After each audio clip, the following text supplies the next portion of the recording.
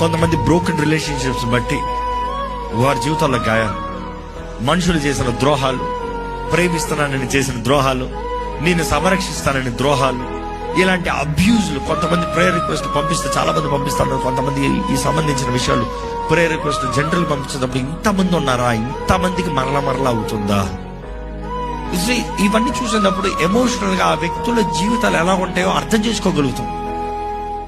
భర్త ద్వారా మోసపరచబడ్డారు, భర్త విడాకులు ఇచ్చేసాడు, ఇంకోటి ఎవరో నేను చూసుకుంటానని వచ్చాడు, ఆ వ్యక్తిని నమ్మేవు, ఆ వ్యక్తి ఇంకా వర్స్ట్ అయ్యాడు.